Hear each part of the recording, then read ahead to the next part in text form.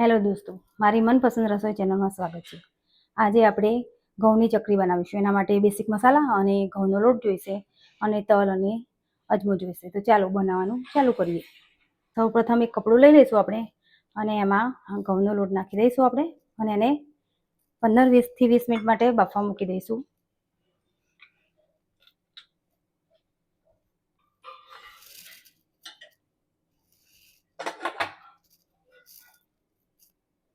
हाँ तो जुओ આપણે આ 15 મિનિટ થઈ ગઈ છે અને હવે આને આપણે ઠંડુ થવા દઈશું 5-6 મિનિટ માટે અને પછી લોટ આપણે એમાંથી કાઢી અને આપણે લોટ બાંધીશું।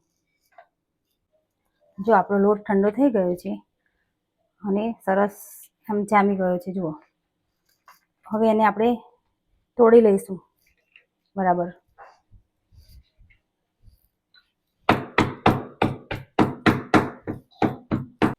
હવે આપણે એને એક વાસણ લઈને એને ચાળી લઈશું આપણે।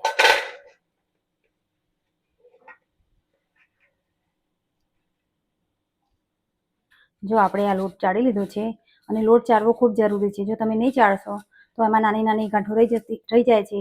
એ તમને લોટ બાંધશો એટલે એમાં ને એમાં રહી જશે અને તમને ચકરી બનાવતી વખતે ફાવશે નહીં। તો આવી રીતે ચાળી લીધો છે લોટ। હવે આપણે એમાં મસાલો કરી લઈશું। એમાં જુઓ મીઠું, હિંગ, ધાણા જીરું, જીરું પાવડર અને લાલ મરચું બધું નાખી દઈશું આપણે।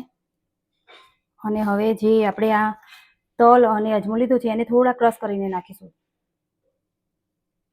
જો આવું અધ કચરું ક્રશ કરીને નાખીશું। એના કારણે આપણે લોટમાં ભળી જશે અને જ્યારે તળીશું ચકરી ત્યારે એ તેલમાં છૂટું પણ તેલ ને એ બધું પડી નહીં જાય અને એનો ટેસ્ટ ખૂબ સરસ આવશે। પ્રોપર બધું મિક્સ કરી અને આપણે સરસ લોટ બાંધી દઈશું। થોડું થોડું પાણી કરીને લોટ બાંધીશું। લોટ બહુ ઢીલો નથી કરવાનો। જો આ લોટ બંધાઈ ગયો છે, આપણે થોડું તેલ નાખી અને એને લોટને આપણે કેળવી લઈશું। હવે એના માટે આપણે સંચો લઈ લઈશું। આ સંચો લઈ લઈશું।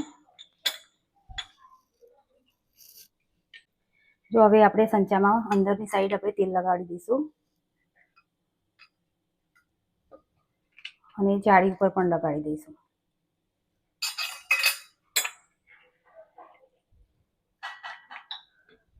હવે આપણે આ લોટ લઈ લઈશું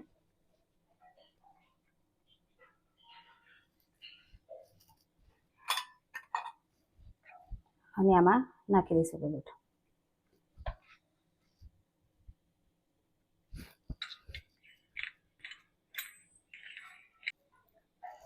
ચલો હવે આપણે આ મશીન બંધ કરી લઈશું। અને તહેવારો આવી રહ્યા છે તો આપણે આ ચકરી બનાવીને એની ચકરીની ચાટ પણ બનાવી શકીએ છીએ અને નાસ્તામાં ખૂબ સરસ લાગે છે। ગુજરાતીઓના દરેક ઘરમાં ચકરી તો બને જ છે। ચલો આ એક થાળી લઈ લઈશું।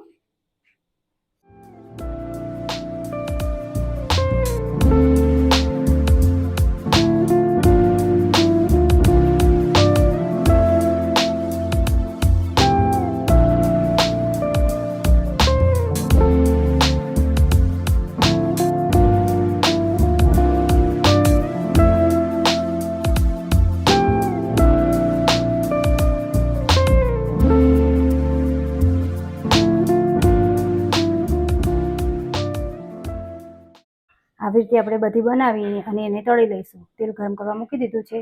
હવે આપણે એને તળી લઈશું। જો આપણે એકદમ કેરફુલી એને નાખવાની છે અને પોળું વાસણ લેવાનું છે એને તળવા માટે। અને જ્યાં સુધી એ ઉપર ના આવે ત્યાં સુધી એને હલાવવાની નથી આપણે। તો આવી રીતે બધી જ આપણે તળી લઈશું। જો આ ઉપર આવી ગઈ છે તેલમાંથી એટલે હવે ધીમે રહીને એને પલટી દઈશું।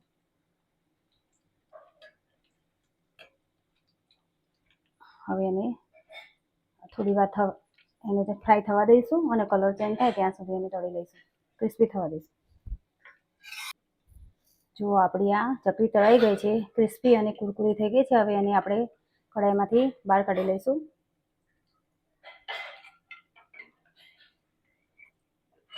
ચલો આવી જ રીતે બધી આપણે તળી લઈશું।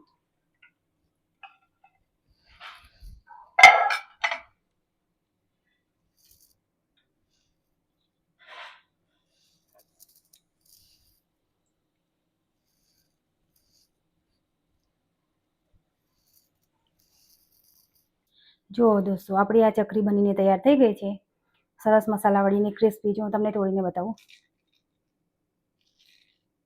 જો એકદમ સરસ ક્રિસ્પી થઈ ગઈ છે.